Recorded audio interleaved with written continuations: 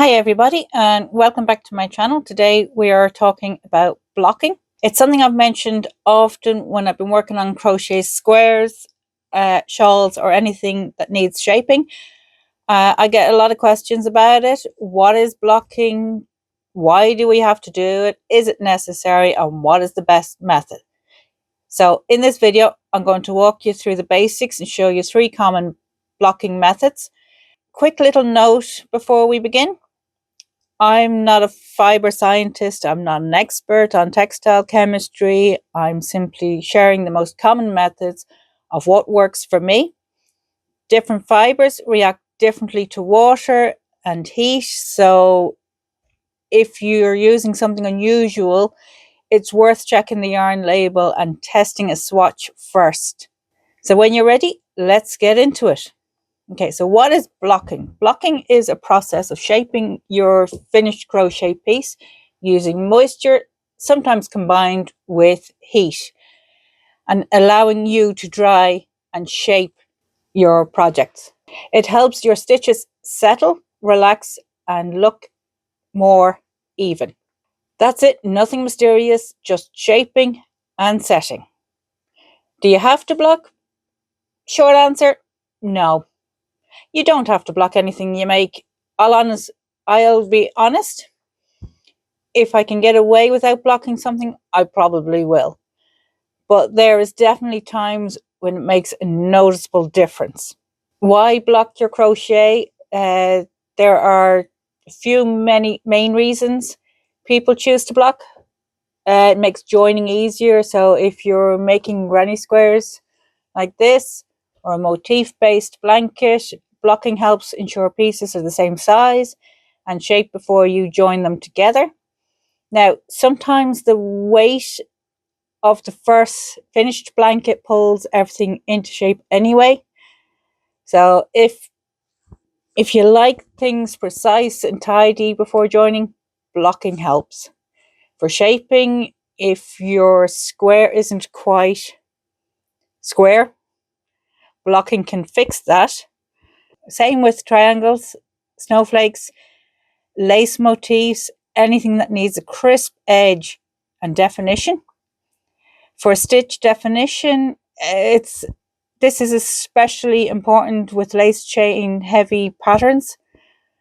Blocking opens up the fibers so you can actually see the stitch pattern clearly.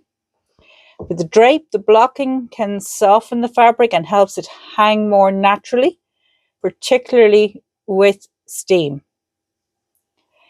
It'll give you a polished finish. So if you're gifting or selling your crochet, blocking can give that final finished touch.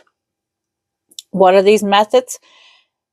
There are 3 main blocking methods I'm going to cover. You got wet blocking, you got spray blocking, and you got steam blocking. They all achieve similar results, but they work slightly differently.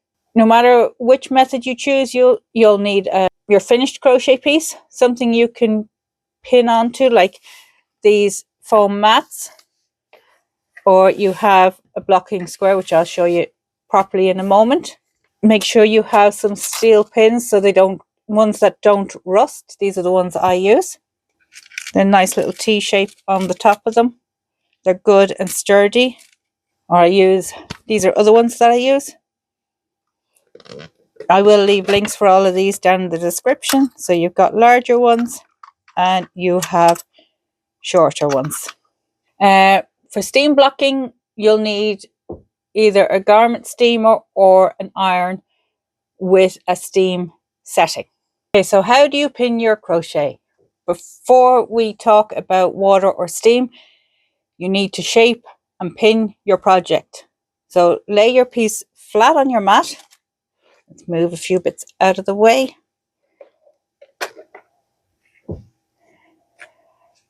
Pin one corner. So we'll use these ones today. So you're going to pin one corner.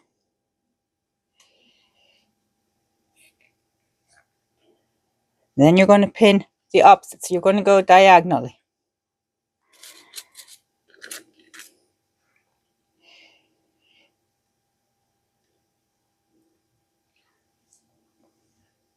And then you're going to pin your remaining corners. Just pull it slightly so it gives a little bit of tension.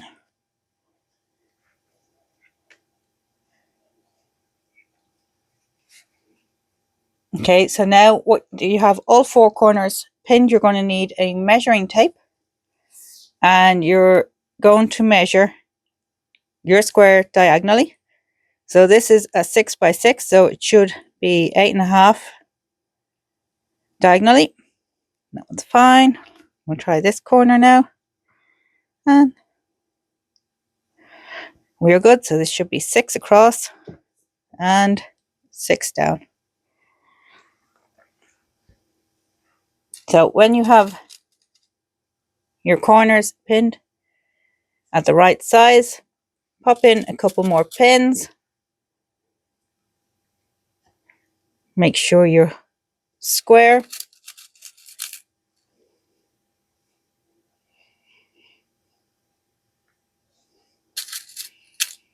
Now, if you don't have one of these mats, that's fine. You can roll up a towel and pin your project to a towel. But again, I will leave a link to these mats, these pins, the knit blockers, as well as the blocking board here. Okay, so we have all that pinned out. Double check your measurements again to make sure you haven't overstretched.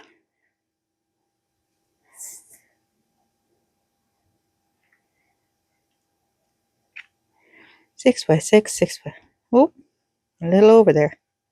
So we'll come back.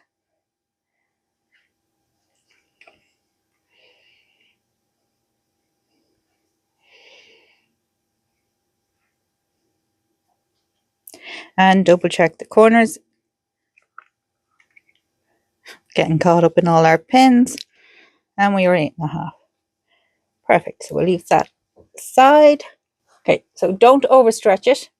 Gently shaping is the goal. If you pull too aggressively, you're likely to spring back. It's likely to spring back anyway. Now, for wet blocking, this method, you fully soak your fabric by submerging it in lukewarm water, not too hot.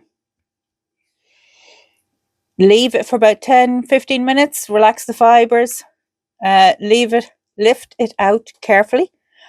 Don't wring it out or squish it up. So you don't want to be, doing any of this, because to remove any excess water. So what you want to do, if you have a towel, place your crochet on top of that towel, have your towel folded up a couple of times, and then roll your crochet with the towel and press to remove any excess water while you're going along. Once you've got rid of any excess water, you're going to block it out the same way as we've just done here, and you're going to leave it to dry. This works particularly well with natural fibers like wool and cotton. Okay, so that's method 1. Method 2 is a spray block. So it's a lighter approach. So pin your project into a shape first, mist it evenly with water until damp, and then leave it until fully dry. It's simple and works well for small pieces like squares or motifs. It takes time to dry, especially since it's pinned flat. Airflow is limited, so patience helps. And last but least, we have the quickest method, which is to steam block. You pin your project dry first, same as what we've just done here. Then using your steamer or hot iron. So this is the steamer I have. So just put a bit of water in here, and what you're going to do is you're going to use it and hold it slightly away from the fabric, about an inch or two away. Apply a burst of steam. So we'll do it on this one.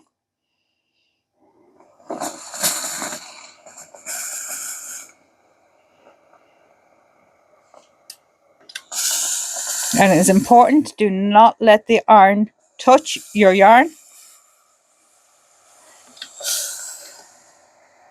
Especially with acrylics, direct heat can melt the fibres.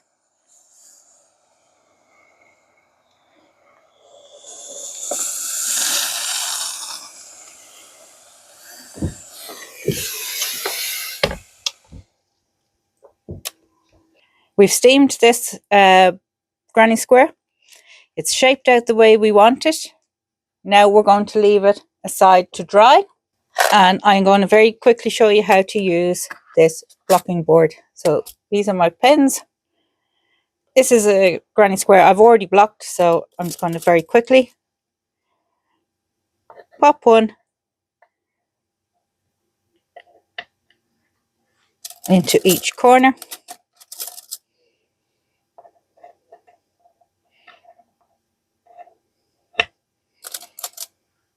Same method as what we did with the pinning, except for this is handy for the likes of your granny squares.